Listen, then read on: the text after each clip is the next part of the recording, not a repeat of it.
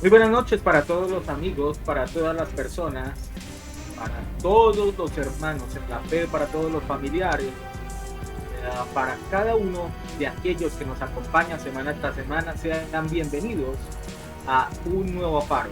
El programa de los días martes donde hablamos ya no solamente de temas netamente proféticos, sino también hablamos de temas que son de actualidad y que son eh, definitivamente bastante polémicos y que los procuramos tratar de una forma distinta, eh, eh, a diferencia de otros servicios, de otras reuniones. Buscamos capacitar a las personas, direccionarlas, edificarlas de alguna manera con este tipo de temas que, vuelvo y lo reitero, seguramente son polémicos, son controversiales y de pronto no son de fácil entendimiento para la mayoría de las personas.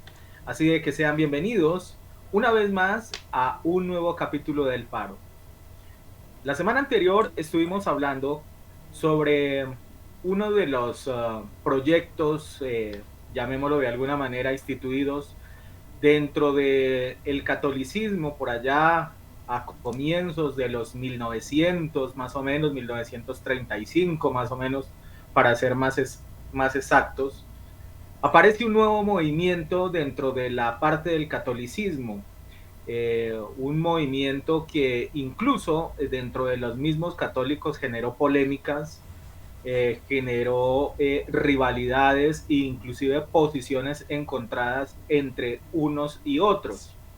Les estoy hablando del Opus Dei, una de las tendencias o una de las sectas, llamémoslo de alguna manera, que se derivan de esto del Opus Dei es justamente eh, o se genera a raíz supuestamente de una visión que tiene el hombre que inicia este movimiento y que viene con el objetivo de acercar todas esas personas que en algún momento habían desertado del catolicismo.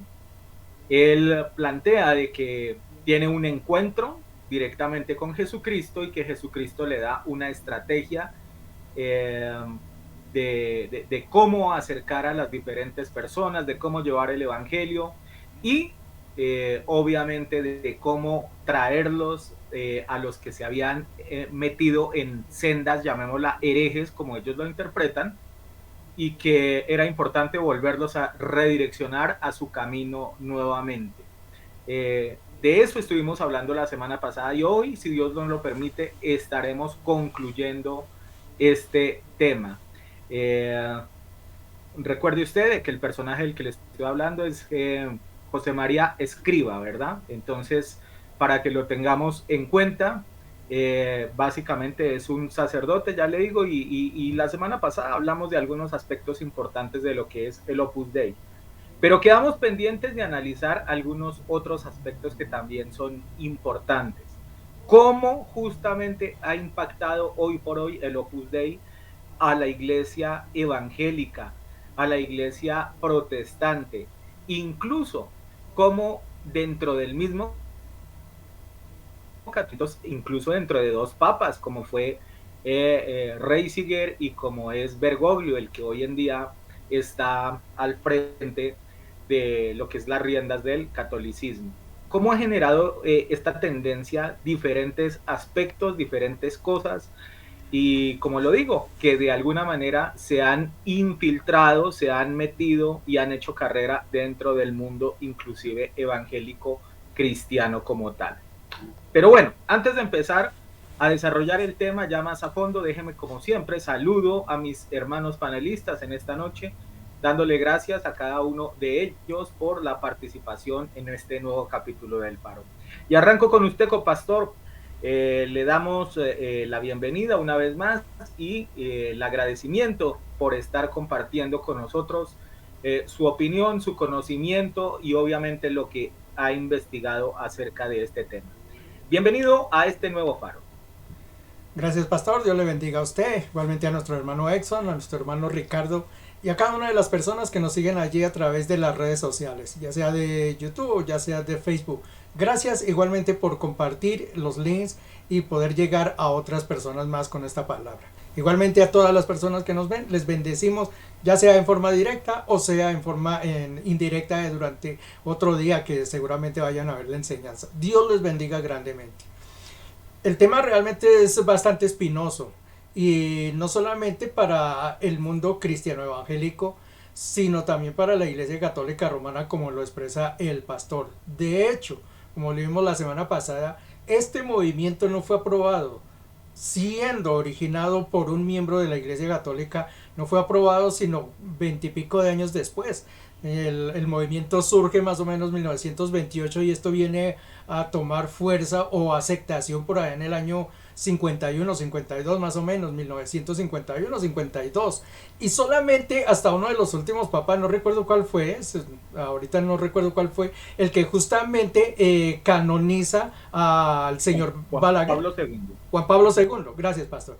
Él es el que viene a canonizar, como hacen los católicos con algunos personajes, al señor Escrivá de Balaguer, porque anteriormente él fue muy controvertido y como mencionamos incluso fue casi que apartado de la iglesia, ¿no? De la iglesia católica romana. Entonces es un tema que está muy divergente y de acuerdo a lo que hemos visto y a lo que vamos a ver, vamos a notar por qué hay esas cosas, esas divergencias, por qué hay esos enfrentamientos dentro del mismo grupo católico romano, siendo una teología, si podemos llamarla así, o siendo un grupo nacido del seno de ellos. Entonces esto ya en esta noche continuaremos y veremos esas cosas que han puesto, digamos, como sal ahí en la llaga y que no permite que haya una perfecta comunicación dentro del mismo pueblo católico romano.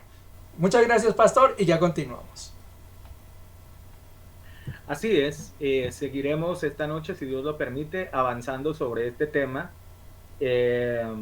Por ejemplo, la semana pasada tuvimos la oportunidad de que una de las personas que se conectó allá desde los Estados Unidos, desde Texas, nuestro hermano Huguito Pineda, bendiciones para él, los saludamos. Y Huguito nos decía en sus comentarios que era un tema supremamente interesante, que era un tema bastante llamativo, que le había llamado mucho la atención el tema que estábamos tratando, y ojalá a cada uno de ustedes también les parezca interesante el tema, porque como lo digo, aspectos o sectas o manifestaciones, llamémoslo como estas, han hecho carrera en diferentes aspectos y cualquiera pensaría que son maravillosas, que son muy bonitas y que traen cosas innovadoras. Más sin embargo, partiendo desde la escritura, que finalmente es lo que nosotros debemos regirnos, claramente la Biblia y directamente nuestro Señor dice que todo lo que tenía que ser revelado ya fue revelado en ese libro. Es decir, a eso no hay que anexarle absolutamente nada, porque no es que el Señor se le olvidó contar algo y entonces hoy en día está utilizando a otras personas para contar algo diferente, sino que justamente cierra la escritura, la Biblia, el que tenga su Biblia ya en casa, claramente lo podrá ver, que dice, e inclusive hay una forma muy, muy evidente como habla el Señor y dice que cualquiera que le quitare algún texto o alguna parte de la palabra o le sumare a esta revelación, que pues las plagas, las pestes y definitivamente el juicio vendrá sobre esas personas, porque todo lo que él tenía que decir a través de la escritura ya se lo dijo a los profetas, a los apóstoles y a cada uno de los siervos que él utilizó para lo que es el compilado de la Biblia. Voy con mi siguiente panelista en esta noche, también dándole las gracias por la participación de este nuevo capítulo del Faro y, claro, por sus aportes, su opinión y, en definitiva, su investigación referente a este tema del Opus Dei. Bienvenido, hermano Exxon, bienvenido a este nuevo capítulo del Faro. Pastor Miguel, copastor Jairo, bendiciones para ustedes. Un saludo también muy especial a Huguito, el siervo del bajo. Bendiciones, Huguito. Nos agrada tenerlo, obviamente, sintonizándose desde Texas y siempre al servicio de usted, hermano. Un lindo recuerdo, obviamente, haber pasado a través de la iglesia, obviamente en Estados Unidos, allá en Nueva York, y que el Señor en algún momento nos permita volver a cruzarnos si es su voluntad.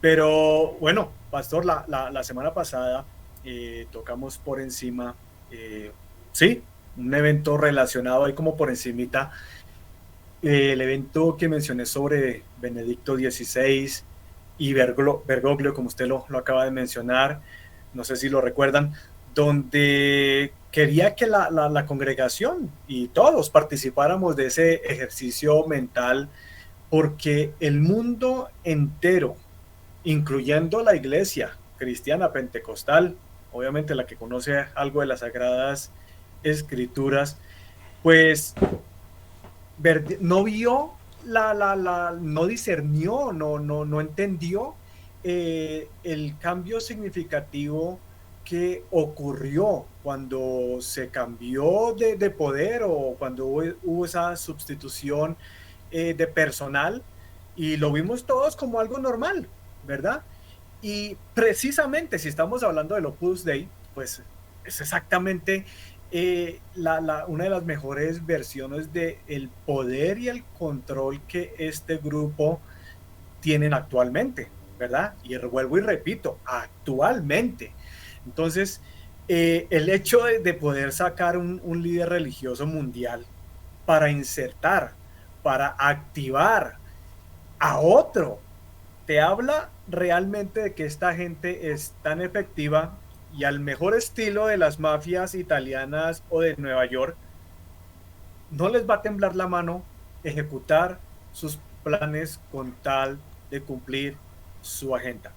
Hoy, con la ayuda del Señor, avanzaremos y posiblemente sí terminemos este interesante tema del Opus Dei, y no enlazaremos con Cash Luna ni con Maldonado, no se preocupen, no tiene nada que ver con esos payasos. Vamos a enlazar a estos hombres. Hablo de José María Escrivá de Balaguer, hablo de Benedicto XVI, y como menciona Miguel la semana pasada, el tipo que beatificó a José María Escrivá de Balaguer, estamos hablando de Juan Pablo II. Hay unas revelaciones muy impactantes que seguramente las vamos a sacar en el segundo programa en la tarde de hoy. Por ahora, hermanos, Biblia, papel y lápiz, compartir y una actitud de enseñanza. Pastor. Muchas gracias, hermano Exxon. También saludamos a nuestro hermano Ricardo, le bendecimos, le recordamos y seguramente pronto estará acompañándonos en algún capítulo del Faro. Así de que también para él un saludo bien especial en esta noche. Bueno, vamos a entrar entonces ahora sí a lo que tiene que ver ya directamente este capítulo como tal de el Opus Dei, parte 2. Y para ello, como siempre, los voy a invitar para que nos ubiquemos en la escritura. Y para ello les voy a invitar de que estemos abriendo ese sagrado libro en el Evangelio de Juan, capítulo 8, verso 31 y 32. Evangelio de Juan, capítulo 8, verso 31 y 32. La escritura nos dice de la siguiente manera: Jesús se dirigió entonces a los judíos que habían creído en él. Recuerde que nosotros, en este caso, vendríamos siendo el pueblo también elegido por Jesús, pero por adopción, ¿no? Aun cuando no somos directamente nacidos en el pueblo israelita, sí lo somos por adopción en el caso de la iglesia como tal. Pero lo interesante es que dice que habían creído en él y les dijo: si se mantienen fieles a mis enseñanzas, serán realmente mis discípulos y conocerán la verdad, y la verdad los hará libres. Que es, entre otras cosas, el versículo con el que también rematé el mensaje del domingo pasado, pero que hace también alusión a lo que es este programa del Faro. ¿Y por qué tomo este pasaje como referencia en esta noche? Porque es que todo lo que, o donde se menciona la palabra Dios o Jesucristo,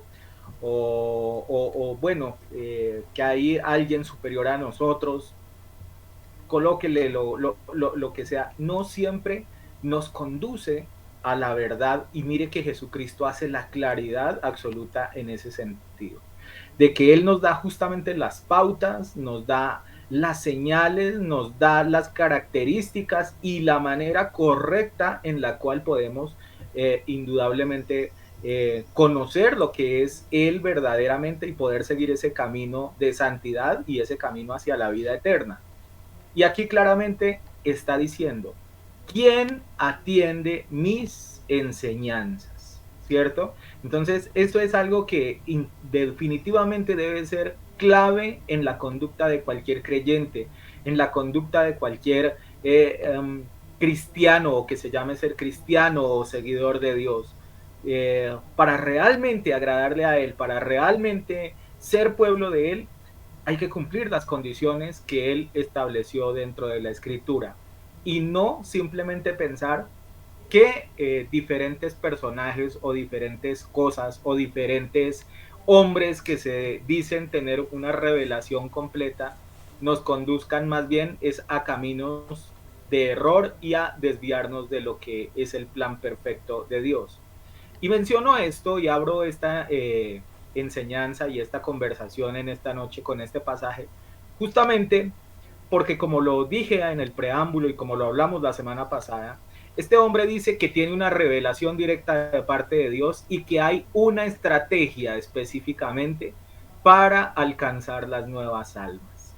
Entonces, es necesario, es importante arrancar por ahí y ver definitivamente de que personajes como este lo único que nos invitan es a la desviación o a las cosas que no tienen ningún tipo de fundamento bíblico. Copastor, quiero arrancar con usted para que entonces empecemos este charla o este debate referente a lo que es el Opus Dei. Nuestro hermano Exxon, allá en el principio de su diálogo, dijo hace algo muy importante, ¿no? ¿Por qué un papa le sirve y por qué otro no le sirvió? Eso tiene una connotación muy, muy honda, muy específica. Yo quiero que miremos desde un comienzo, desde la base, para saber y podamos entender por qué. ¿Por qué un papa le sirve y por qué otro no le sirve? Y por qué estamos nosotros dando, digamos, a entender que el papa que está hoy es supuestamente puesto y no elegido, que es distinto, ¿no? Entonces, eso hay que tenerlo en cuenta. ¿Por qué? Conozcamos entonces la base en que está fundamentado el Opus Dei. El señor Escrivá, como lo mencionamos en un principio, su trabajo o como promovió este grupo que inició era de realizar proyectos sociales dentro de la gente. Gente que podía ir a ayudar a determinados barrios, a ayudar a la gente pobre en esto, en aquello, en lo que fuera. Y cuando uno empieza a mirar esas situaciones parece que fueran muy buenas. Y de hecho el grupo hoy en día se presenta bajo la misma situación. Un grupo que entra a trabajar dentro de una sociedad, que ayuda a los jóvenes a entrar a las universidades, que ayuda a las familias pobres, que presta una cantidad de servicios. Todo eso es muy bueno, pero lo que no se sabe es con qué fines se están haciendo estas determinadas cosas. Y una de las principales cosas es justamente lograr adeptos dentro del grupo. Cuando estas personas van, digamos, dentro de la sociedad y empiezan a hacer ese determinado obras de sociales, los que son líderes o los que son jefes, su misión principal es ganar adeptos para el grupo. Es decir, están usando un gancho allí de carnada para atraer esa gente. Y esa gente la empiezan a autoeducar, a enseñarla mentalmente, a hacerles cambiar la mentalidad que ellos tienen acerca de la sociedad y del mundo. Ellos terminan por abandonar sus familias, los que son solteros, terminan abandonando sus familias, sus amigos, esto y aquello. Y no es porque el Opus Dei o la determinada grupo les diga en un momento, es que ustedes tienen que dejarlo. No, si cualquier persona hablara con un numerario o con una de estas personas que pertenece al grupo Dei, ellos lo hacen conscientemente. Y uno dice, pero ¿cómo es posible que esta gente en determinado momento empiece a renunciar de todo y por el contrario se sostengan que eso es bueno? De eso se trata el Opus Dei. Es un lavamiento de cerebro que ellos tienen en determinados lugares como monasterios donde empiezan a adiestrarlos. Allí es donde nacen los tales famosos encuentros, los famosos penieles de los cuales la iglesia cristiana evangélica ha venido a tomar base. Eso nace es con el Opus Dei. Ellos los llevan a esos lugares y es tal el lavado del cerebro que les hacen que ellos terminan hasta quitando, no odiando ni esto, pero sí quitando el fundamento de la familia o de los amigos.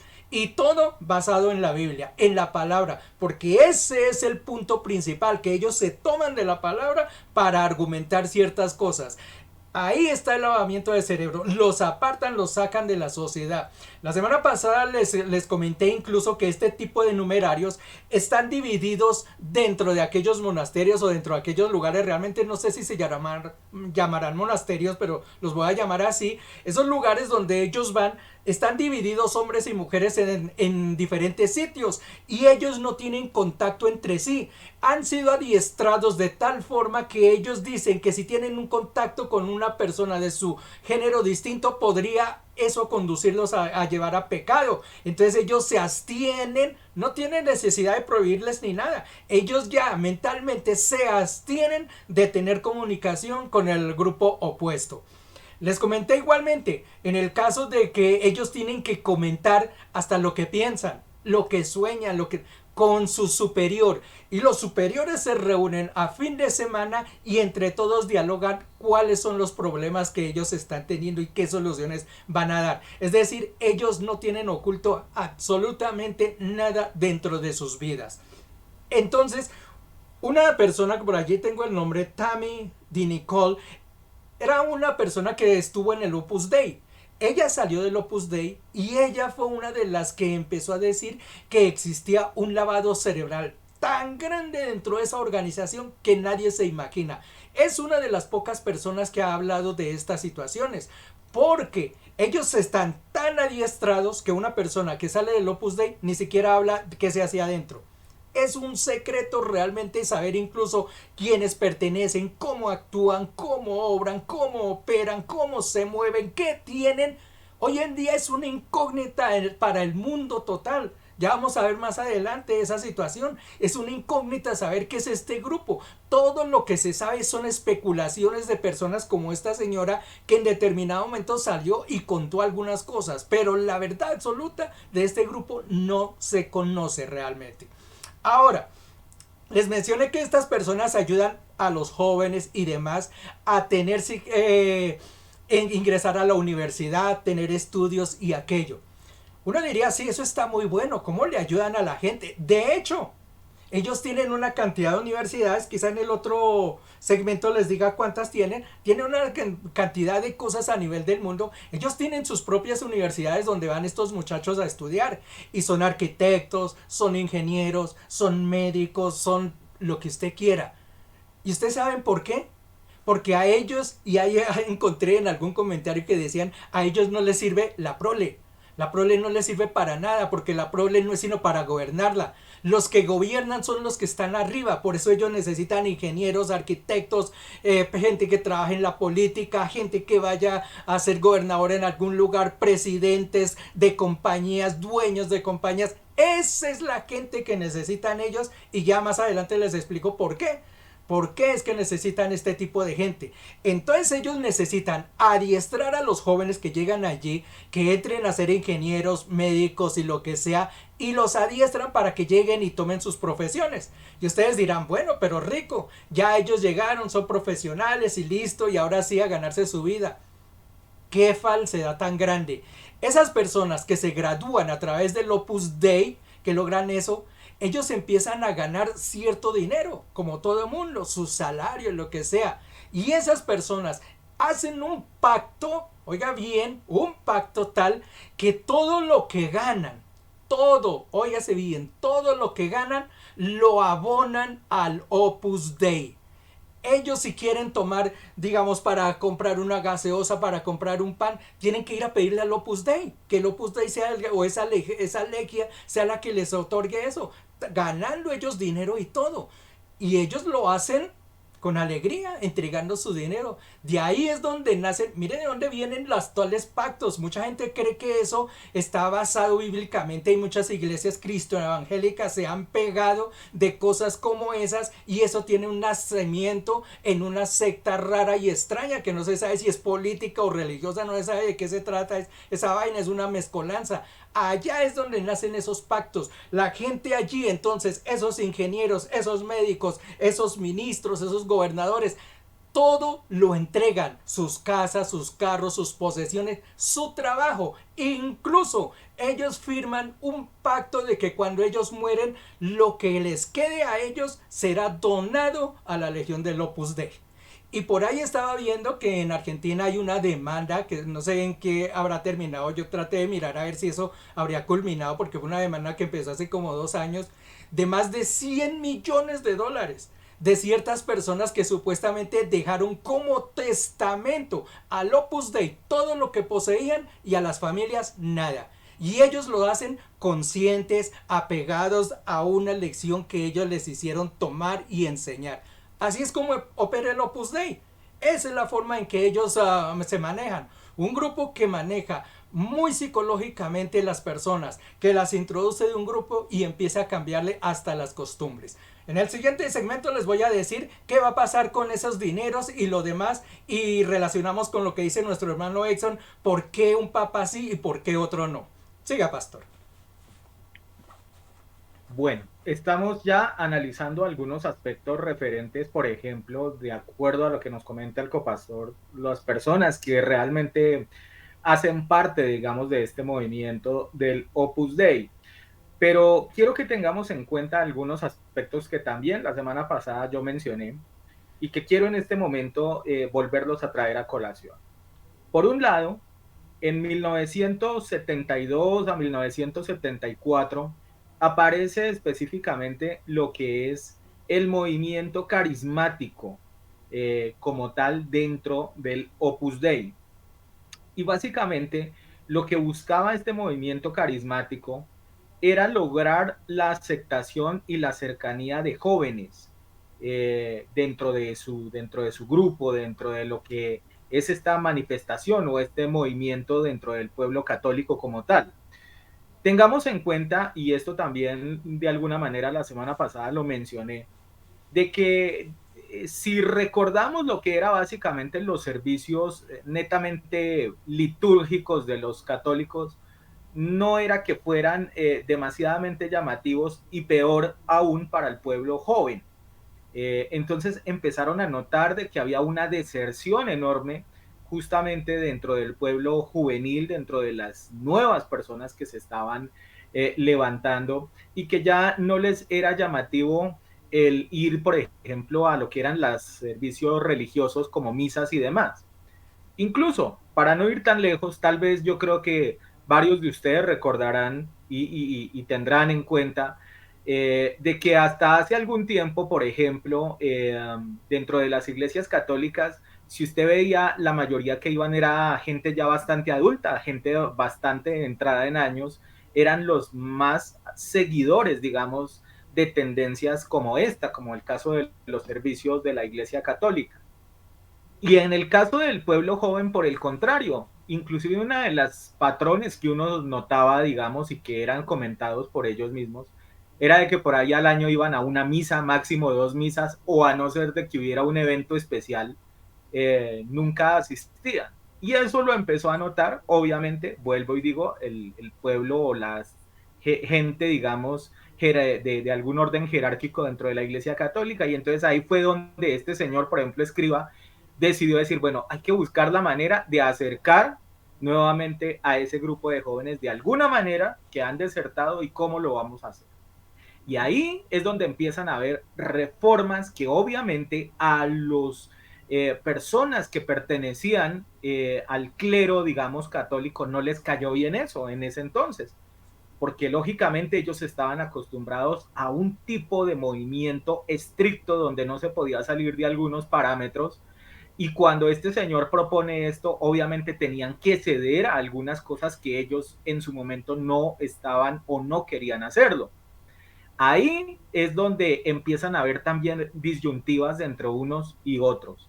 Pero finalmente empieza a tomar fuerza ese movimiento carismático dentro del pueblo católico y empiezan a acercarse nuevos grupos de muchachos.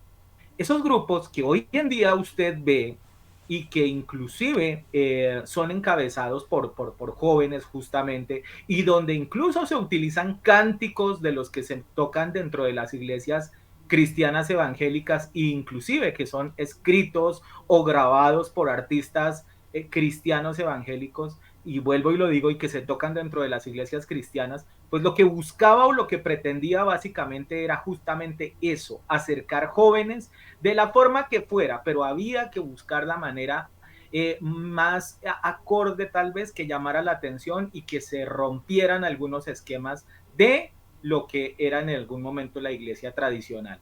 Ahora bien, el asunto cuál es o qué tiene que ver, por ejemplo, con en la iglesia cristiana e incluso la iglesia cristiana que hoy en día vemos.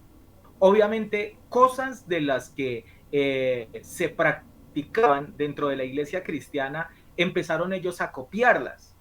Pero hoy en día también las iglesias cristianas evangélicas están copiando algunos aspectos que son exitosos dentro de las iglesias carismáticas católicas y que han funcionado muy bien. En el caso de ellos, pues entonces los han querido insertar dentro del pueblo también cristiano con el pretexto que hoy en día es muy común dentro de las iglesias evangélicas y es el de acercar jóvenes. No importan las formas, no importan las maneras, no importa el cómo. Lo importante es mirar cómo se acerca el tema de los jóvenes. Entonces, esto se empezó a convertir como en una mezcolanza entre unos y otros, e inclusive empezaron a haber intercambios en algunos momentos dentro de un segmento de una iglesia y de la otra, lo que hoy en día es conocido como ecumenismo. ¿Sabe algo? Que usted encontrará dentro de inclusive varios videos de los que se publican en páginas como YouTube, donde pastores, por ejemplo, supuestamente que predican en iglesias grandes evangélicas, están dando servicios y están dando conferencias y mensajes dentro de iglesias católicas carismáticas. O donde por el contrario, digamos en algunos momentos, usted encontrará también supuestamente personas que lideran iglesias carismáticas católicas dando o predicando dentro de las iglesias evangélicas como tal. Vuelvo y le digo, no le voy a mencionar nombres, pero usted sabe incluso de que hace algunos años hubo un escándalo enorme cuando inclusive varios cantantes cristianos evangélicos estuvieron por allá en Roma, supuestamente con el objetivo de llevar según un mensaje y llevar la palabra del Señor y todo eso. Pero usted recordará de que hace aproximadamente unos 5 años atrás, 6 años atrás, hubo un escándalo enorme a través de eso. Pero vuelvo y le digo, peor aún, usted lo podrá encontrar ahí dentro del YouTube, varios momentos en los que hay pastores en iglesias netamente carismáticas católicas allá dando sus mensajes y viceversa. Y la segunda cosa que quiero mencionar y que también lo dije la semana pasada para que lo tengamos en cuenta y que hace alusión a lo que estaba diciendo el copastor hace algunos instantes, es que esto tiene también una tendencia muy arraigada a lo que es la masonería. Recuerde usted que la masonería siempre lo que ha buscado o desde sus orígenes lo que ha pretendido es tener el control máximo de lo que es la mayor cantidad del mundo o el mundo en su totalidad. Y por eso es que quienes hacen parte de esa logia de la masonería no es cualquiera. Así como lo decía el copastor, no crea que es simplemente la persona que de común sale a su trabajo todos los días y que a lo mejor no tiene ningún tipo de impacto dentro de la sociedad. Ellos no van tras de ese tipo de personas. Ellos no van tras del común. Ellos van específicamente en personas que tengan algún peso o alguna relevancia en aspectos políticos, en aspectos económicos y que sean personajes que tengan trascendencia. Entonces, el Opus Dei va muy ligado a ellos porque en definitiva lo que han buscado a través del uno o del otro es poder controlar a las masas, es poder colocar sus ideas e implementar lo que ellos desean a través de diferentes aspectos, pero como le digo, controlar finalmente al mundo. Y usted recordará de que hay muchos personajes de esos célebres que hacen parte de la masonería.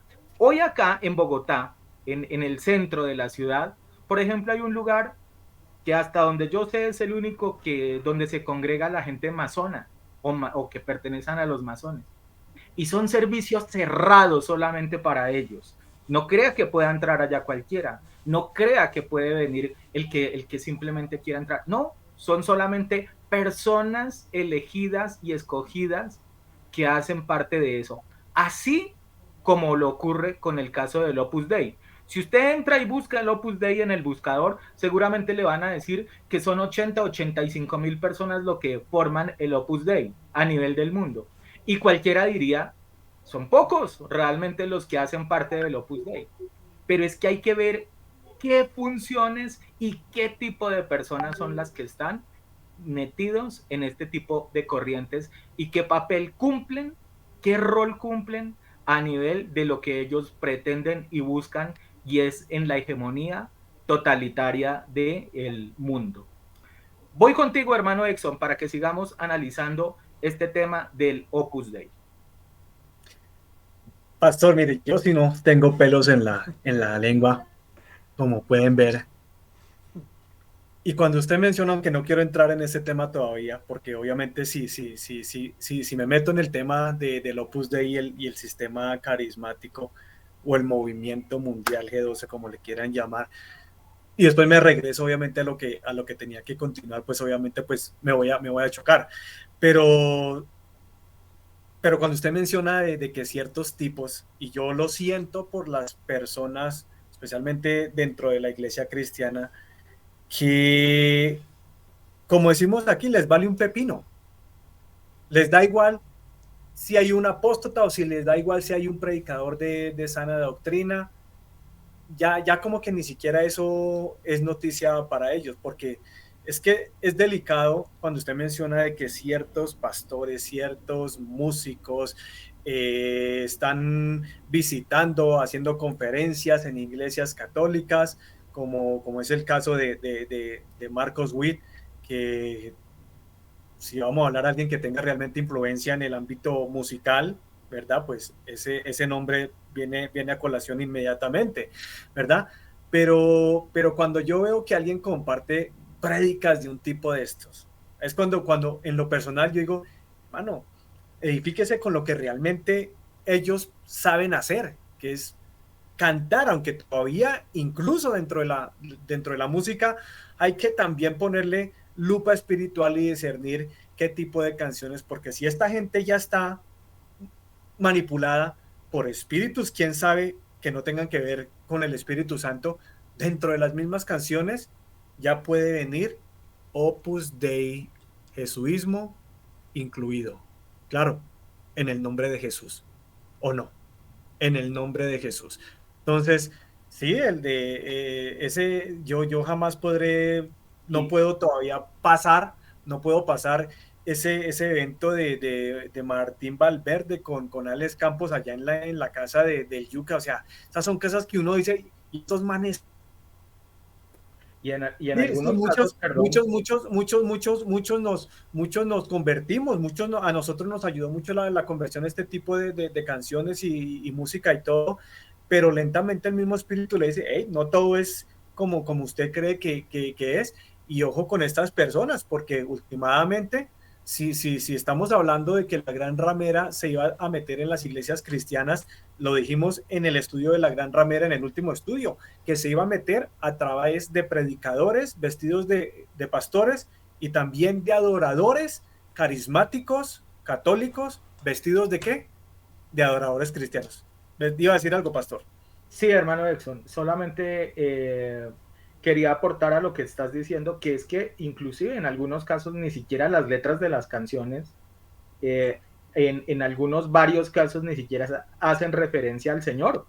No se Total. menciona ni a Jesús, no se menciona al Señor, no se menciona absolutamente nada, sino pareciera ser que fueran letras más acomodadas a otro tipo de cosas y que obviamente se vuelven populares dentro de las iglesias, tanto cristianas evangélicas como cristianas carismáticas, católicas, y Sí, que claro.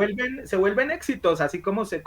escuchar un reggaetón o un hip hop o cualquier otro tipo de música, simplemente se vuelven una tendencia, pero en algunos casos, digamos que uno no ve realmente qué conexión verdaderamente hay entre lo santo y lo bueno, lo puro y lo que es incorrecto. Y perdón que te quite otro minuto de tu tiempo, pero doy un ejemplo. Ahorita hay una canción que Cristiano tomó una fuerza enorme. Es una canción que tiene por título Amén. Y a mí me gustaría que miraran el video y miraran realmente cuántas cosas usted ve dentro de ese cántico, que verdaderamente hagan honor a las cosas referentes de Dios. O sea, desde la simple apariencia física, pasando por la letra y en últimas, el testimonio de ese tipo de personas que están dentro de esa canción, donde incluso hay una parejita ahí que son esposos y que están esperando un bebé y en el cual inclusive han dicho que le van a colocar un nombre neutro porque no saben hacia el futuro qué decisión va a tener o va a tomar esa criatura. Y ellos son los que cantan esa canción. Le pregunto, simplemente, aléjese un poco de ser seguidor de X o Y artista. Pero le pregunto, ¿realmente es un mensaje sano? ¿Es realmente algo bueno para insertarlo dentro de la iglesia, más allá de que lleve un nombre como el de Amén? Eh, Mira que una de las canciones que sonó hace los últimos 10 años, esta famosa canción de La niña de mis ojos de Daniel Calvetti, y yo he chocado con gente porque les digo, bueno, aquí en esta canción, ¿cuántas veces se menciona la palabra Dios, Padre o Jesús? Cero. Cero veces. Esa canción yo se la puedo dedicar a mi hija, fácilmente. Y no tiene que ver y no tiene y mi hija no tiene que entender de que esta canción tiene que ver relacionada con Dios. Según el autor, pues se refiere a que sí, nosotros, que el pueblo de Israel es visto como la niña de sus ojos, pero es que no hay ni siquiera un contexto correcto para que la gente del mundo pueda discernir, no, es que esta canción sí es religiosa, es del mundo. Porque cuando ellos escuchan Dios, Jesús o la Biblia, ahí es donde ellos dicen, no, esta canción ya no me sirve para yo hacerle una dedicatoria. ¿Cierto que sí? Este periodista de Univisión, Jorge Ramos, una vez en una entrevista también se las cantó a Jesús Adrián Romero. Ramero porque hace parte de la iglesia ramera católica. Y también se las hizo. ¿Por qué ella no utiliza tanto el nombre de Jesús en sus canciones? Y es cierto, el tipo ya lentamente, claro, como le es más negocio estar en el tema ecuménico, en el movimiento, digamos, de todas las religiones, pues ya no se ve tanto en la necesidad ni siquiera de colocar los nombres importantes que realmente deberían ir dentro de una canción que alabe al Señor. Bien dice Isaías, mire, yo no comparto ni mi gloria ni qué, ni mi alabanza con nadie. Entonces, es triste, pastor, es triste y es precisamente donde el Opus Dei, a través de sus parceritos, los jesuitas, mire, se han metido ya en las iglesias cristianas y vuelvo, le digo, hermano, yo prefiero ver una prédica de Condorito antes de ver una prédica de Jesús Adrián, de Marcos Witt, de todos esos payasos que pueden que tengan un talento musical, pero hermano, cierren la Biblia, sí, sí, y más bien dedíquense a lo que realmente saben hacer, porque ese es el problema. Como ya se creen y ya tienen el púlpito abierto ante las masividades, ya se creen que son realmente predicadores y no lo son, hermano. Y si son, pues son predicadores, como usted lo acaba de mencionar, de estas conferencias carismáticas que lastimosamente, y una vez incluso chocábamos con el pastor en buenos términos, cuando yo le decía, ¿usted no cree que la iglesia cristiana pueda estar contaminada del catolicismo y ni siquiera lo sabemos? Y por ahí es que se meten, pastor. Por ahí es donde se empiezan a meter estos tipos. Y para enlazarlo, obviamente, porque la gente que ha visto este programa desde la semana pasada, pues ya con la explicación de Jairo, con el aporte suyo, pastor, pues ya está teniendo bastante claro, wow, esta gente no es tan bruta, esta gente es bastante inteligente, la forma en que ellos se mueven. Y me acuerdo que el 28 de febrero del 2013, precisamente cuando se retira Benedicto, ¿verdad? Este tipo hizo unas extrañas declaraciones que sin lugar a duda pone a cualquier analista bíblico, teólogo a filtrar. Este tipo, obviamente que todavía está vivo, o sea, yo todavía no he escuchado de que el tipo falleció, o si no, eso ya lo hubiéramos sabido en las noticias, dijo que en el momento de él retirarse, y por su propia boca, esto lo dijo Benedicto XVI, dijo que a pesar de tener que dejar el papado, el yucado, como yo le digo, como personaje o influenciador, digamos, mundial, pero que en ningún momento, y ojo a esto, pastor y copastor, que en ningún momento él dejaría de llamarse su santidad Benedicto. Mire esas palabras. Él dijo, no, yo me voy del aspecto público y ya lo vamos a revelar. ¿Por qué? Pero aparte, si yo me voy del aspecto público, porque es una maniobra de mis jefes, porque él tiene jefes, no me, para que el que me diga que Dios es el jefe de un papa, hermano, me tienen que meter el dedo completo con la mano en la boca, hermano. Porque ahí no hubo un movimiento de parte de Dios, ni de Jesucristo, ni nada. Miguel lo acaba de mencionar. Aquí estas logias y estos movimientos sectarios tienen bastantes influencias con la masonería y con los Illuminatitis en su totalidad, ¿verdad? Entonces, cuando este tipo dice, mire, yo no me voy a dejar de llamar su santidad Benedicto, en pocas palabras, yo no voy a dejar de ser el papa. Yo no voy a dejar de ser papa.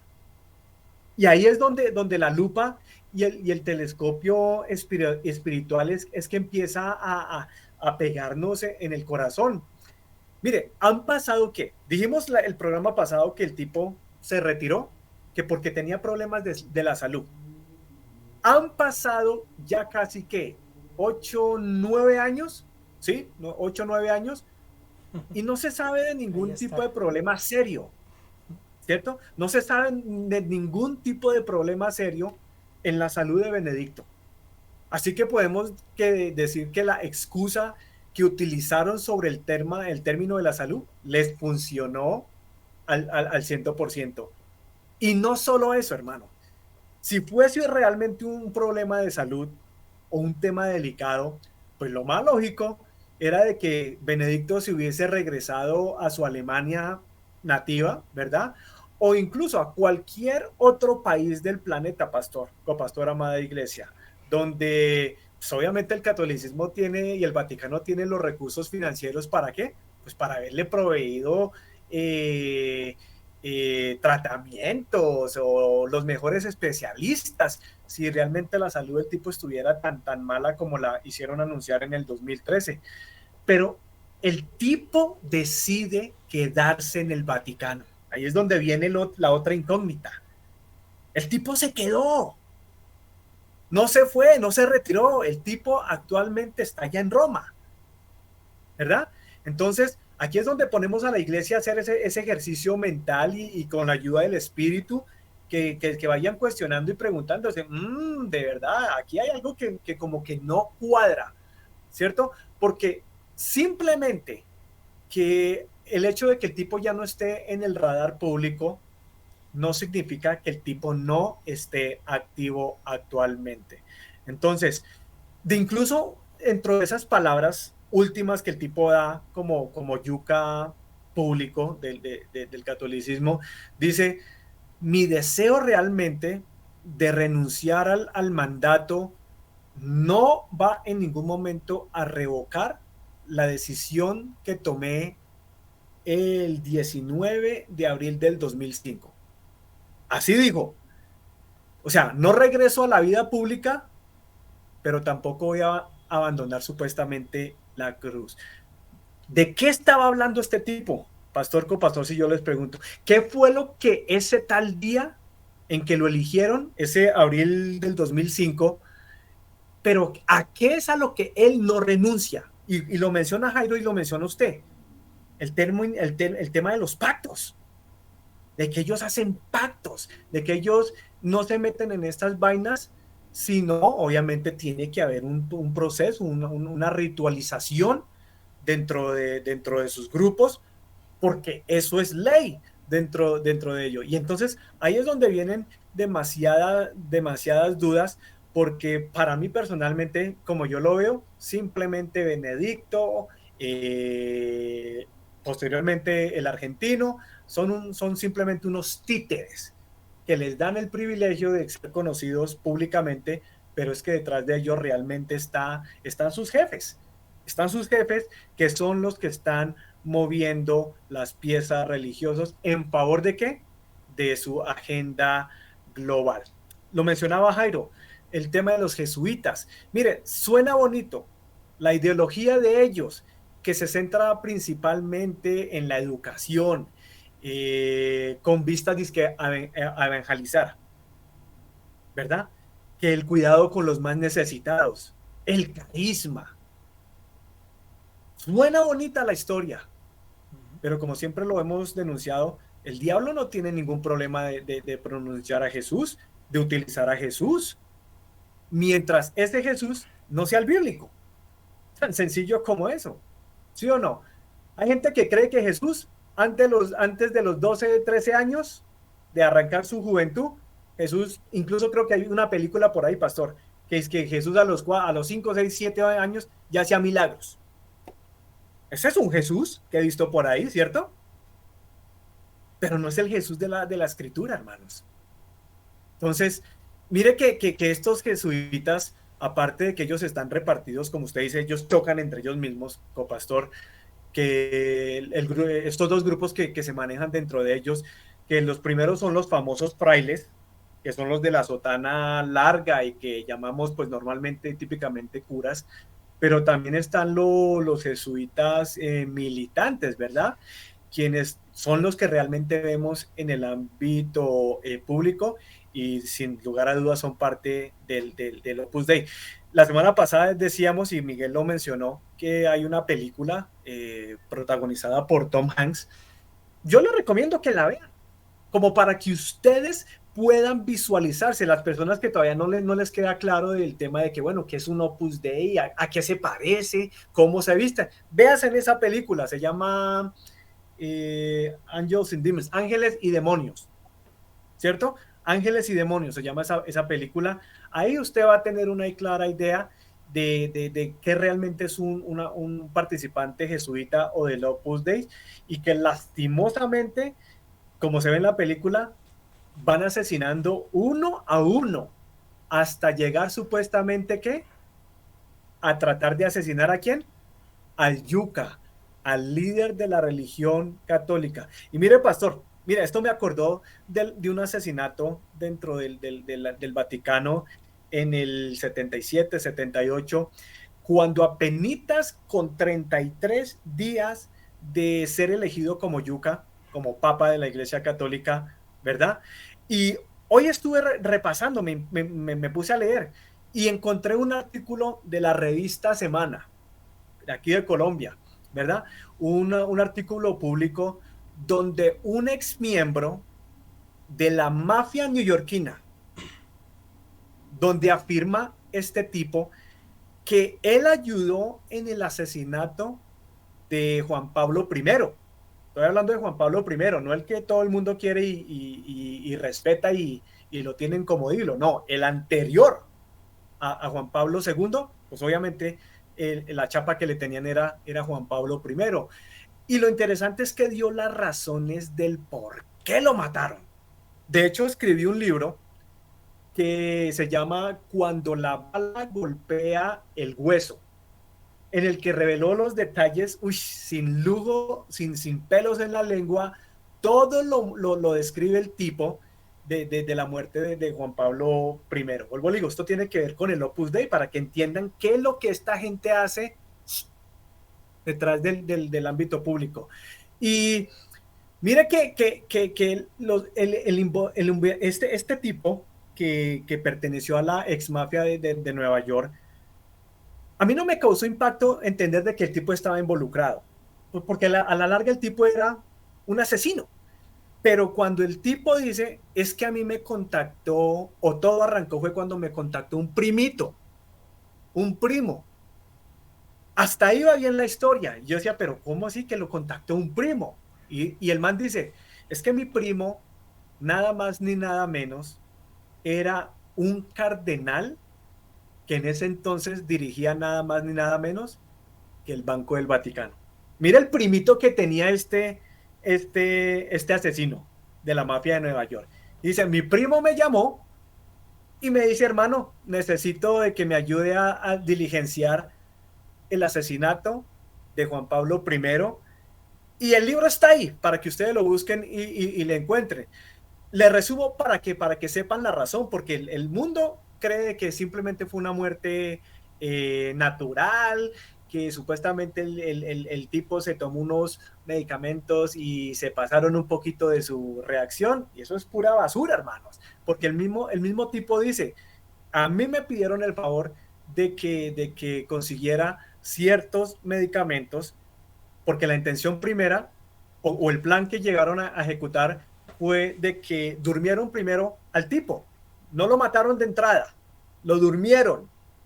Y allá en el Vaticano, allá en Roma, donde usted tanto le gusta creer de que allá está Dios, allá en ese edificio, este tipo, este dueño, este líder o este dirigente general o el CEO del Banco del Vaticano, el tipo estaba allá afuera del cuarto de Benedicto XVI, cuando dice este ex asesino, primo obviamente del director del Banco del Vaticano, dice, yo vi con mis propios ojos cuando le dieron una fuerte dosis de un medicamento, creo que le llaman Valium.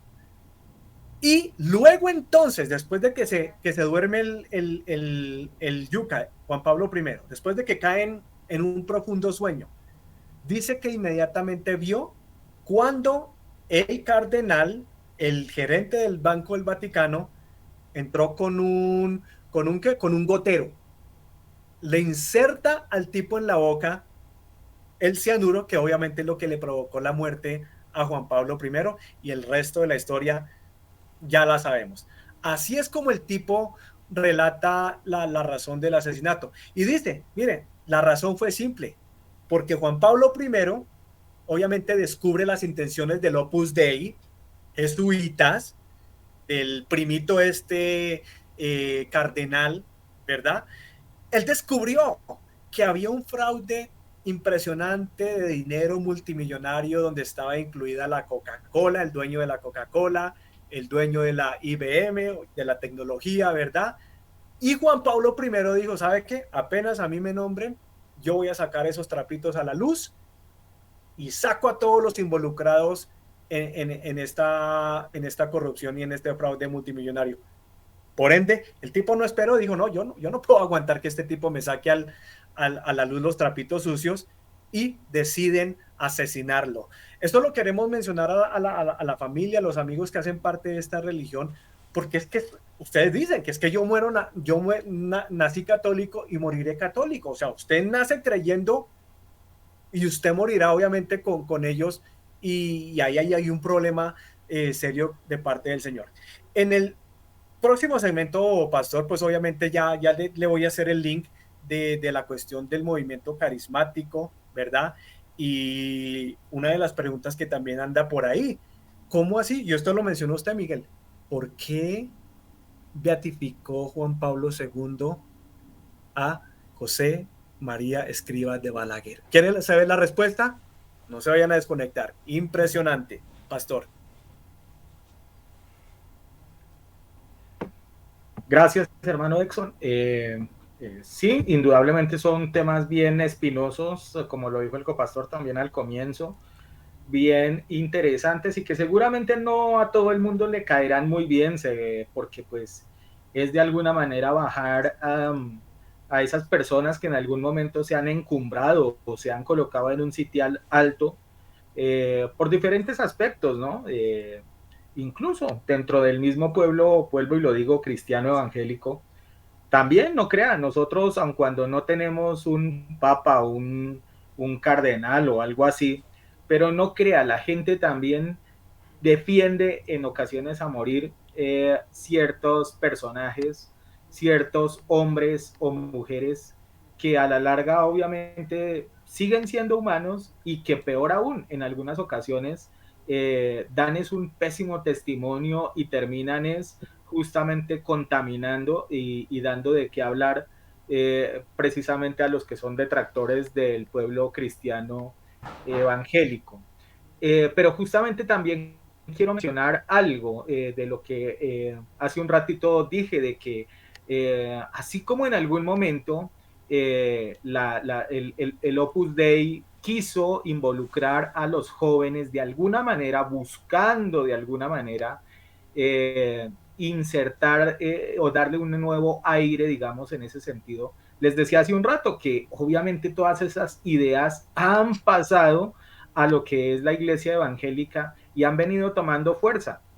Mire, por ejemplo, ¿qué opinaría usted si se hiciera, por llamar algo, una tarde de alabanza o un concierto de un hombre supuestamente con un ministerio, digamos, fuerte musicalmente hablando, o una mujer con un tipo de llamado en esa área, y que compartiera escenario con un cantante secular o del mundo? ¿Cómo lo tomaría uno? ¿O qué diría uno con respecto a eso? Seguramente muchas personas podrían decir o podrían hablar de que es que a lo mejor Dios ya está haciendo la obra en esa persona. Pero ¿verdaderamente es eso? ¿O es que estamos buscando los modos, las maneras, las formas alocadas de que simplemente aquí todo sirve, todo se puede y todo se puede infiltrar o involucrar dentro de la iglesia simplemente con el objetivo de captar nuevas personas? Que finalmente fue la idea original, vuelvo y digo, de José María Escrivá. Entonces, y por ejemplo, para mencionarles así rápidamente, aquí sí voy a dar nombre específico.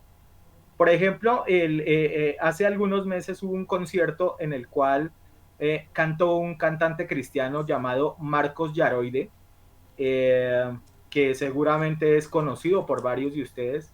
Y déjenme decirles de que compartió escenario y de que estuvieron haciendo un concierto conjunto con el reggaetonero Tito el Bambino. La pregunta es, y lo traigo a colación, es, ¿qué de edificante puede haber en eso? Cuando personajes como este están cantando incluso las canciones de estos cantantes seculares y los cantantes seculares acompañando a los otros en cánticos supuestamente cristianos. ¿Acaso el Señor no dijo en algún momento que lo santo debe ser santo? ¿Acaso el Señor no dijo que de un mismo lugar no pueden salir dos fuentes diferentes de agua? Es decir, una dulce y una salada o una amarga. ¿Acaso el Señor no dice que es celoso y que lo que es santo debe mantenerse santo y puro? Entonces, ¿por qué ese tipo de cosas han venido infiltrándose y tomado fuerza? ¿Acaso no es la tendencia carismática implantada por el Opus Dei la que ha venido haciendo carrera dentro también de las iglesias evangélicas? Y lo peor es que obviamente, claro, como ya hay una mezcolanza entre lo profano y lo sagrado, entonces ya la gente, pues sí, o sea, quien no practica ese tipo de cosas es porque está quedado, porque es enchapado a la antigua, porque es un religioso, porque se quedó atrás y porque simplemente Dios Él no es un Dios que señale absolutamente todo ni nada de eso, sino simplemente es porque la gente se ha vuelto ya vieja o amargada o porque simplemente no evolucionó. Copastor, usted dijo que también quería aportar algo referente al tema de lo de los papas, Bergoglio y Reisiger, así de que le voy a dar paso para que usted nos complemente su idea. Exactamente. Lo primero que hay que determinar y que tenemos que ver entonces es que el Opus Dei es un grupo que realmente lo que busca es poder. Así abiertamente hay que decirlo. Ellos lo que buscan es poder religioso y poder político, que son las dos fuerzas que mueven el mundo. Si ustedes miran, tanto la política como la religión es la que mueve el mundo completo. Y eso es lo que busca el Opus Dei, mover esos dos grupos. ¿Por qué Ratzinger no y por qué Francisco sí? Ya nuestro hermano Exxon expuso una parte, yo les voy a exponer la otra. Resulta que para poder tener un dominio religioso a nivel mundial, hay que tener, como mencionó tanto el pastor como nuestro hermano Exxon, un grupo que los abarque a todos, que todos sean aceptos. Cuando el Opus Dei nace, el Opus Dei acepta, mire, si usted quiere ser parte del Opus Dei y usted es cristiano evangélico, lo aceptan. Si usted es musulmán, lo aceptan. A ellos no les importa el tipo de religión que usted profese para pertenecer a ese grupo. Eso fue lo primero que chocó con la Iglesia Católica Romana. Recuerden que fue en el año 28 cuando ellos no aceptaban el protestantismo en ninguna forma. ¿Cómo iban a aceptar entonces que el Opus Dei fuera una organización de ellos y que aceptara determinados grupos dentro de su grupo religioso? Pues obviamente eso no se podía permitir. Eso es lo que ocasiona entonces que llegue el cambio de papa. El señor Ratzinger resulta que digamos, en cierta forma sus ideas son un poco más enchapadas a lo viejo, a lo antiguo. Él, por ejemplo, estaba en contra de pronto del homosexualismo, de las parejas de un mismo género. Él estaba en contra, seguramente, como muchos papas estuvieron, de que no se aceptaran el protestantismo dentro de la iglesia romana o los musulmanes o no. Él estaba en contra de eso. ¿Y qué necesitaba el Opus Dei para poder dominar ese campo? Necesita es una persona que esté abierta a todas esas cosas. Por eso es que toman a Francisco. Si ustedes miran a Francisco, el Papa, ¿cuál es el discurso de él? Él no está abierto a todas las masas, él no ha aceptado dentro de la iglesia cualquier tipo de cosas, no se ha juntado con musulmanes, no se ha juntado con cristianos protestantes, no se ha juntado con cualquier grupo que usted lo quiera encontrar. Él se ha juntado porque él está abierto. Esa es la política del Opus Dei. Entonces el Opus Dei no le servía a Ratzinger, pero sí le servía a Francisco. Por eso es que Ratzinger tuvo que salir y por eso suben a Francisco, porque necesitaban una persona que ellos pudieran manejar y que manipulara el mundo desde el campo de vista espiritual. Vamos también igualmente a lo político, porque es el otro campo donde se mueven. Mire, a ellos no les interesa, como lo mencioné antes, la persona que vende allí el tinto con las empanadas. Aquí hay una esquina y allí se para una parejita a vender tintos con empanadas. A ellos no les interesa esas personas, porque esas personas no tienen influencia en nada. Ellos necesitan es personas que influencien y que dominen el mundo. Por eso se van por personas grandes. Ellos, de las personas que son conocidas, óigame, conocidas, porque una de las principales cosas que tiene el Opus Dei es el secretismo, que no se conoce ni quiénes son los líderes. Allá lo dijo nuestro hermano Exxon también, allá los que manejan en los grupos de arriba, porque no se sabe quiénes serán los que manejan realmente el mundo hoy en día, pero se sabe que es parte de ese grupo. Uno de los conocidos era, por ejemplo, Francisco Franco, famoso dictador en Francia, duró no sé cuántos, 20, 25 años, no recuerdo cuántos duró mandando en España. Creo que el presidente que lo sucede a él o que estuvo ahora último, Aznar, también pertenecía al Opus Dei. Otro presidente que anduvo, el presidente de Francia, Charles de Gaulle. Una presidenta que también pertenecía al Opus Dei, de los que se conoce, ya le digo, Corazón Aquino, presidente en Filipinas. Un presidente de la CIA, no recuerdo cuál es el nombre de él en este momento, no, se me olvida.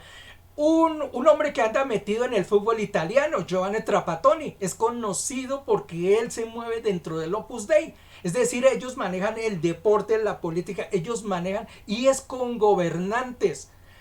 Hubo un hombre, yo no sé, algunos lo habrán oído mencionar, algunos lo pronuncian Lech Wałęsa, otros Lech Walesa. Es un polaco, fue el líder de la gente, de los trabajadores en Europa. Ese hizo multitud de manifestaciones, le dieron el premio Nobel y todo.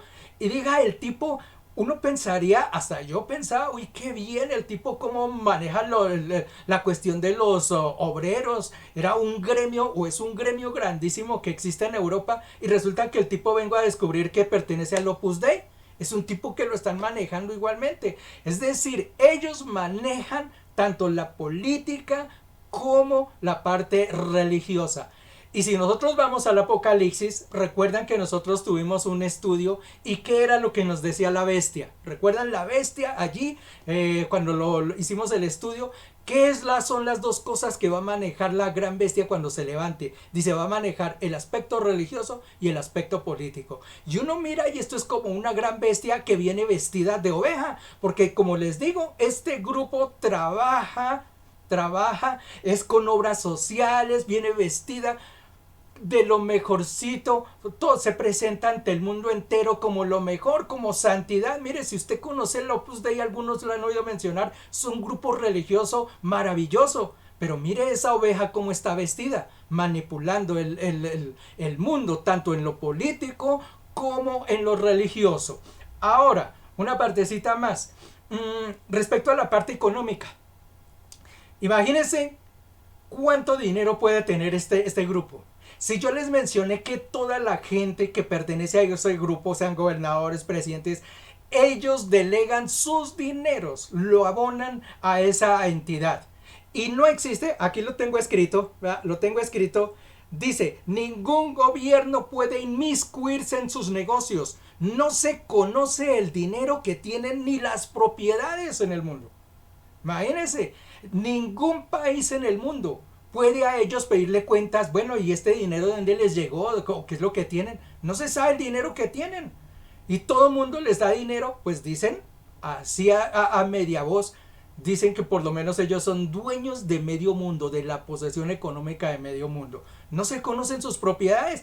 Hay algunas que por ahí se mencionan porque existe el nombre de ellos. Por ejemplo, dice que tienen alrededor de 500 universidades en el mundo. Imagínense cuando hay países que les cuesta sostener hasta una universidad, ellos tienen 500 universidades alrededor del mundo. Dice que tienen 50 cadenas de radio, 12 productoras de cine, 604 periódicos, revistas y 18 y 38 agencias de noticias. ¿Y por qué es tan importante los periódicos, la información y las noticias? ¿Ustedes saben que con eso se manipula el mundo? ¿Por qué el señor Maduro en Venezuela quiere contener los medios de comunicación? ¿Por qué en Cuba mantienen los medios de comunicación solamente para el Estado? ¿Por qué en Corea aquel señor, el que está presidente o dictador allá, maneja los medios de comunicación? Porque es que los medios de comunicación nos manejan. A usted y a mí, sí, a todos, nos manejan la mente, manejan el mundo, los medios de comunicación, como dicen que vamos, iremos. Y para ellos es muy importante estos medios de comunicación. Por eso ellos tienen tantos periódicos a nivel del mundo, tantas cadenas radiales, tantas agencias de noticias, porque con ellas se maneja el mundo. Había una persona que por ahí escribió y dijo, mire, ponga usted Opus Dei allí en Wikipedia. Solamente ponga Wikipedia. A usted le botan 10 links, los primeros 10 links. ¿Y sabe esos links hacia dónde están dirigidos? Hacia los puntos de ellos. Es decir, si usted pone allá, el Faro no va a salir, porque nosotros hablamos muy mal de ellos seguramente. Y seguramente muchos otros. Ellos botan tal información que solamente sale la que a ellos les importa que salga. Y eso pasa así. Ellos manejan el mundo. ¿Qué es lo peligroso de esto? Y con esto cierro. Un grupo que no se conoce quiénes son los jefes, que no se conoce dónde se mueve, que tienen tanta libertad en el mundo, que nadie los persigue ni nada, y han puesto presidentes, gobernadores, alcaldes, dueños de compañías, son dueños de medio mundo, y aparte de eso, hoy en día manejan el aspecto religioso. Eso puede ser perfectamente la bestia. Siga, pastor.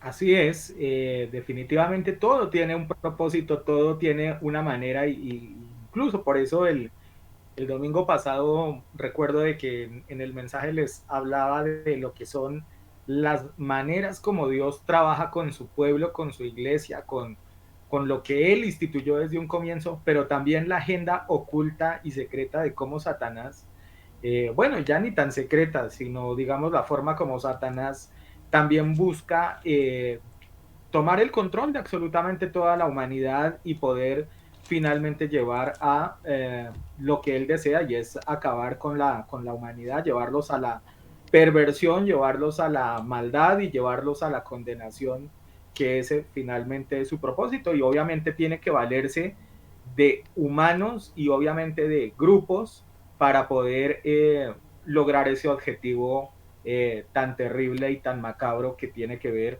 con la destrucción del humano como tal.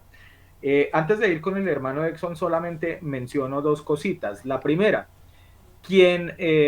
porque seguramente el hermano Exxon va a hablar ahorita un poquito más a fondo de eso, pero quien beatificó, canonizó a, a este señor escriba, fue el papa más carismático de todos.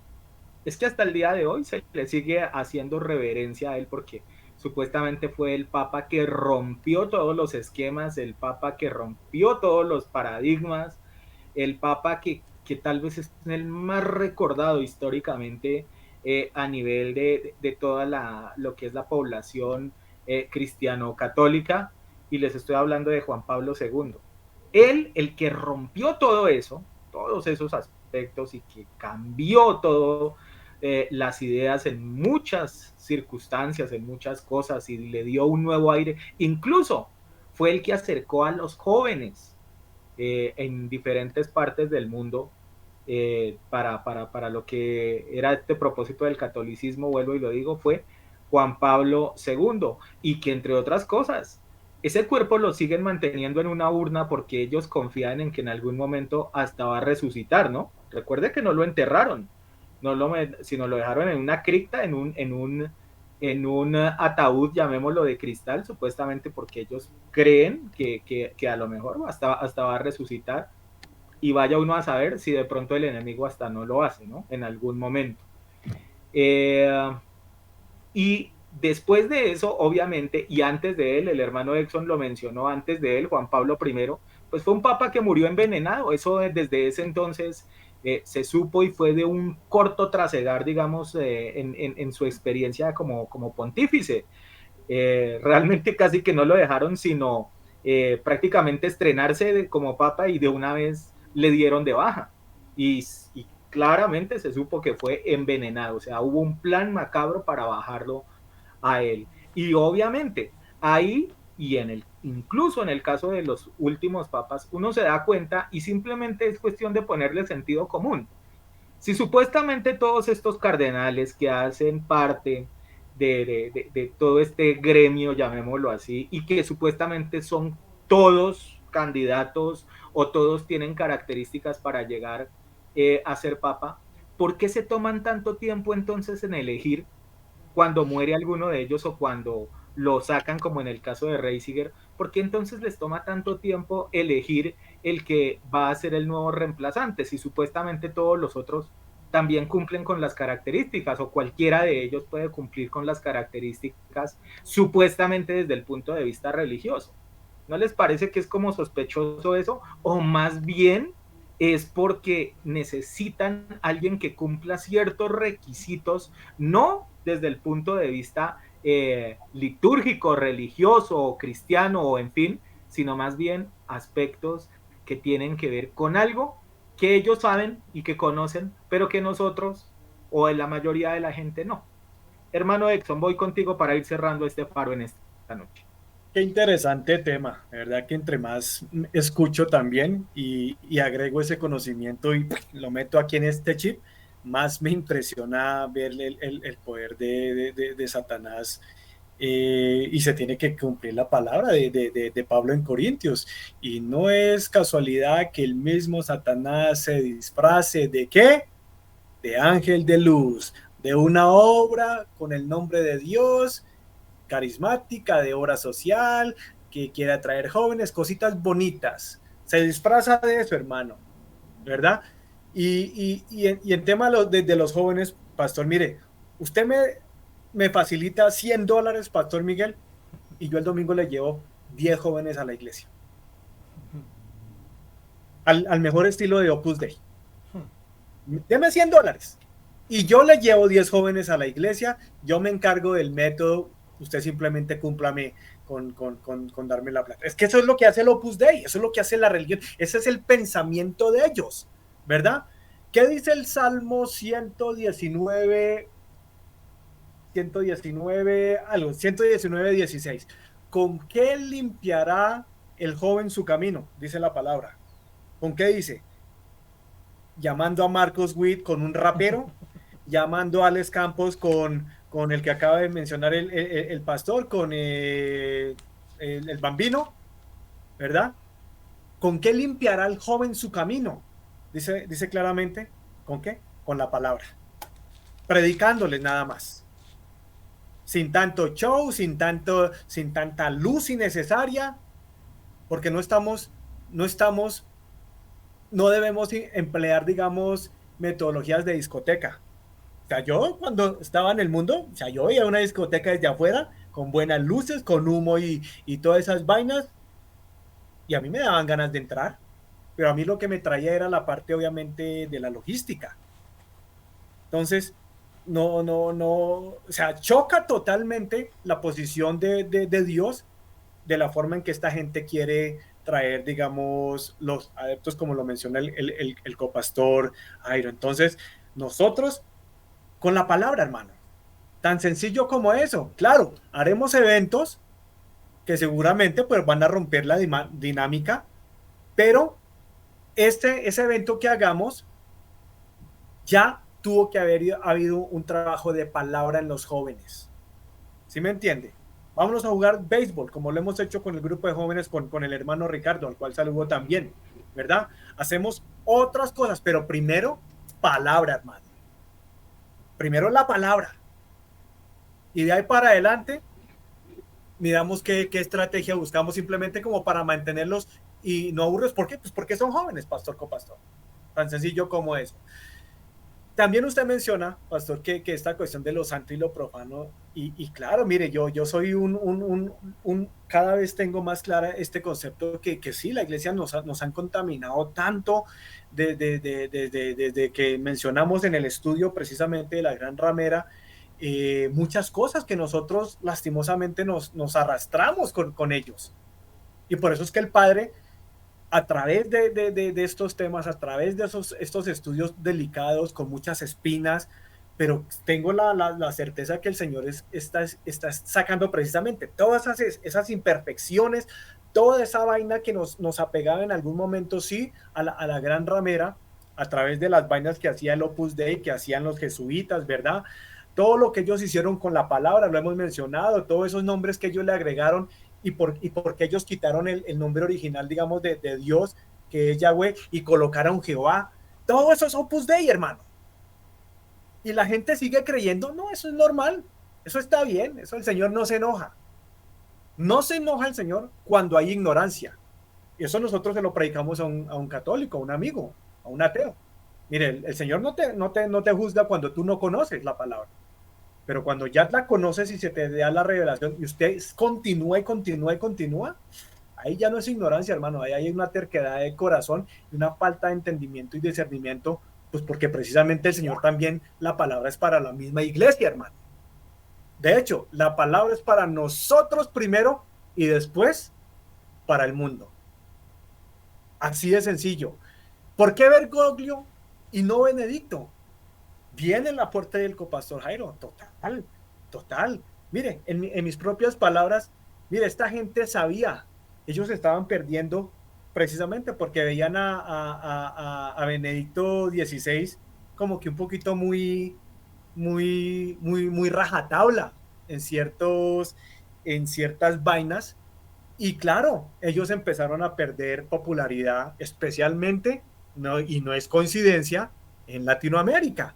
Centro, Norte y Suramérica. La gente se empieza a convertir 2012, 2013, 2010, 2012, 2013. yo me convierto en 2010, ¿verdad? Entonces, 2012, perdón, y, y claro, ellos notan de que se está yendo su pueblo. Entonces ellos en vez de pelar oración, en vez de utilizar la palabra, en vez de ayunar, de hacer las cosas, los protocolos espirituales adecuados, no, venga que es que se nos están yendo los idólatras, los adoradores de Guadalupe, los adoradores de Chiquinquirá, los adoradores de Fátima. En vez de pelar rodillas, Señor, ayúdanos porque la iglesia está en decadencia. No, ellos inmediatamente, como lo menciona Jairo, hay que hacer como en el fútbol. Cuando el técnico ve que uno ya está, un jugador la está embarrando, cambio de una. Y eso fue lo que ocurrió. Un cambio. Necesitaban sacar el viejito care amargado y necesitamos colocar a alguien con espíritu de payaso. Y lo consiguieron. Che, el tipo es carismático, le gusta el fútbol, es hincha de esto, es hincha de lo otro, se baja en sus primeros días, el tipo no quería ni andar ni en papamóvil, no quería utilizar sandalias especiales, se quitó el anillo, para allá le lavó los pies a unas personas, todo una máscara, un disfraz impresionante, y claro, volvió y recapitalizó la fama, que era lo que necesitaba el Opus Dei, los jesuitas, los hiloemplumados, y pues ese ha sido el concepto que están llevando hasta el día de hoy. ¿Cumplieron con lo que necesitaban? En su totalidad. Lo que pasa es que cuando hablaban de las profecías, copastor, iglesia, del famoso Papa Negro de Malaquías, de San Malaquías, pues ellos esperaban un Freddy Rincón o un Tino Asprilla, un Papa Negro. Y no, hermanos, el Papa Negro, vuelvo y le digo, el Papa Negro es el que está y que nunca dejó de ser Papa. Ustedes ya saben quién es. Ahora hay dos papas.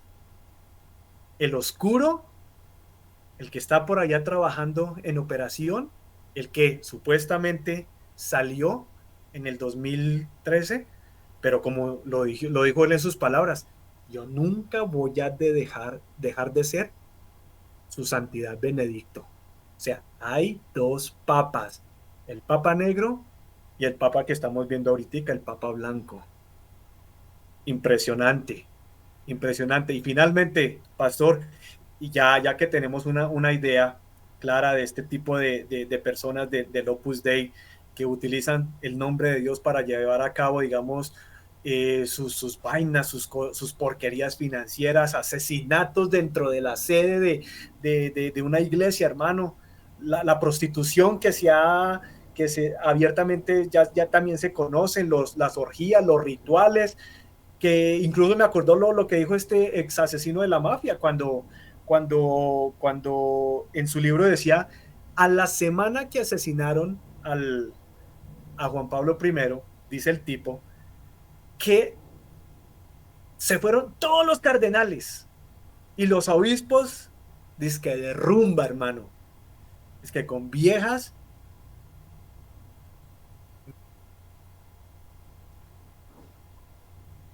O sea, solamente Dios sabe lo que hay en ese lugar que la gente cree que es un lugar espiritual y religioso.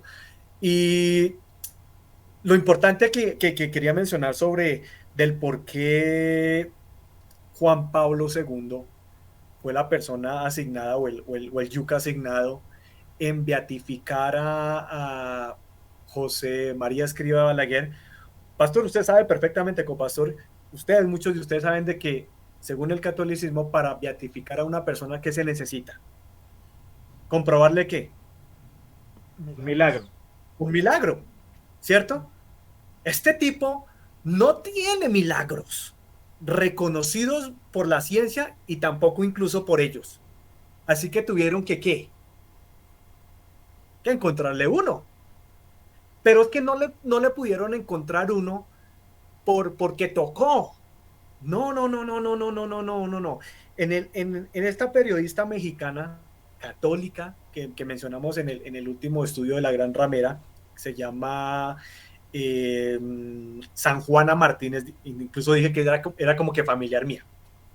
San Juana Martínez esta periodista que escribió un libro fantástico mostrando y denunciando todo lo que tiene que ver con Roma y con el Opus Dei.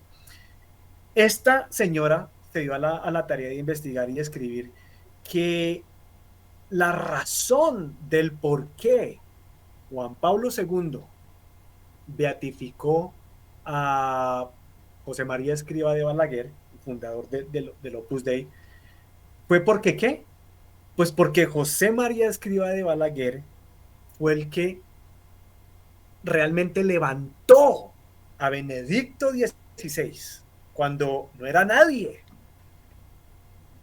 al igual que también que Juan Pablo. Ellos no eran, ellos eran peladitos, ellos eran jóvenes, como dice Jairo, y estaban comenzando en la transición de ser unos adeptos, ¿verdad? Y claro, cuando José María Escrivá Balaguer los levanta, los ayuda y los empuja en su ministerio, hay que decirlo de esa forma, ¿verdad? Entonces, el tipo les dice, antes, digamos, meses antes de morir, le dice, ¿sabe qué?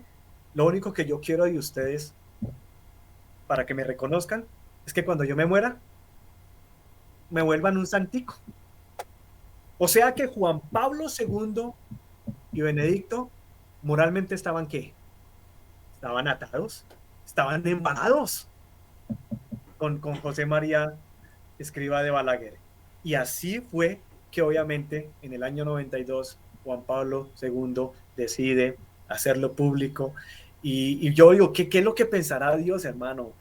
Si aquí la única, y aquí es donde doctrinalmente se ve una de las blasfemias más grandes, es porque santificar o llamar santo es prácticamente creerse Dios. O sea, ya no, ni siquiera Dios como Padre tiene el derecho de decir, es que este es el que yo creo que fue una alma bien o fue salvo. No, ya son ellos los que se toman el atrevimiento y la tarea anticipadamente de decir, ¿sabe qué? Dios, yo no necesito su consejo, vamos a beatificar a X hermanita, X monja, X cura, X lo único que vamos a buscar es un par de milagros, por lo general no pasan de 2 y ni siquiera son científicamente comprobados. Pero esa es la razón, y con esto yo entrego el tema, copastor, y lo agrego precisamente al enojo, a la furia de parte de Dios con la Iglesia Católica Romana, porque esto lo podemos agregar incluso en ese tema de los juicios a la gran ramera. Qué cantidad de cosas, Dios mío, nos permites ver a la luz de la Escritura y también de la historia de lo que pasa. Entonces, creo que no nos da más tiempo, pastor. De todas maneras, si hay algo que quede por ahí, creo que faltó de pronto ensamblar una cuestión más importante, que era precisamente lo de César Castellanos, pero eso sí lo tocamos en el estudio de la ética, y obviamente cómo ellos se infiltraron, porque esta gente pertenece a ellos. Y lo único que yo les puedo decir con mano en el corazón, especialmente al pueblo cristiano, y hubo un estudio en Estados Unidos, pastor copastor, y usted, donde lastimosamente, mire, se hizo un estudio donde preguntaron, ¿qué grupo religioso es más idólatra? ¿Serán los católicos o serán los evangélicos protestantes cristianos?